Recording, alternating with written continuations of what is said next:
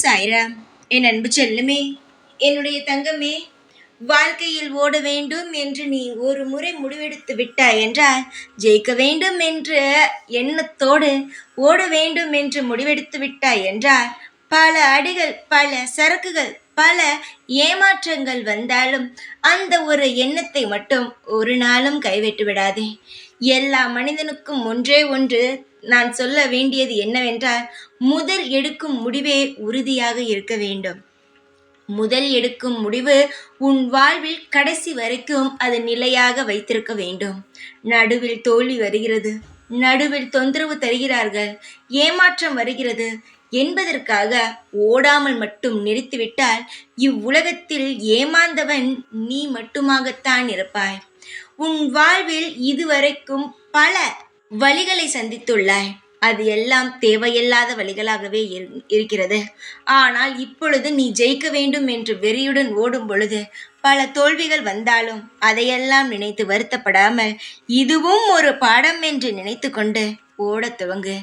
எல்லாம் சரியாகிவிடும். நீ தனியாக இருக்கிறாய் என்று ஒரு நாளும் வருத்தப்படாதே. நீ தனியாளாக இல்லை என்பதே உண்மை. இதுதான் உண்மை.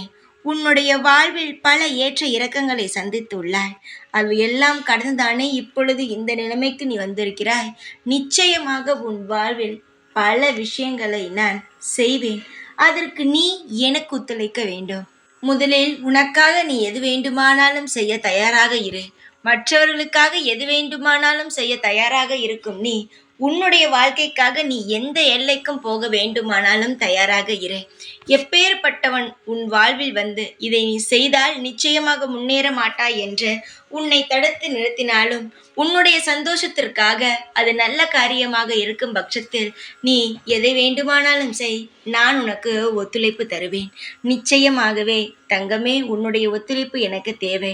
நீ ஏதாவது ஒரு காரியத்தை நீ முன் வந்து செய்தால்தான் அதில் நான் உனக்கு வெற்றியையும் மகுடத்தையும் சூட முடியும்.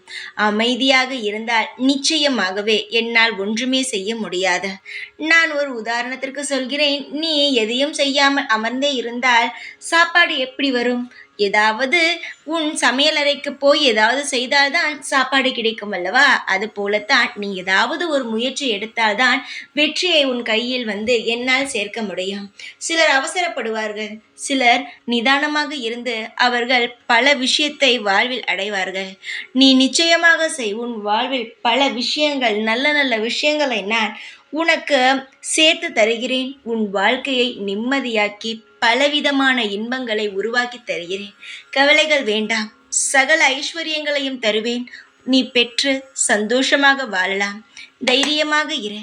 எப்பொழுதும் உன் கூடவே இருப்பேன் நான். ஓம் சாய்ராம்.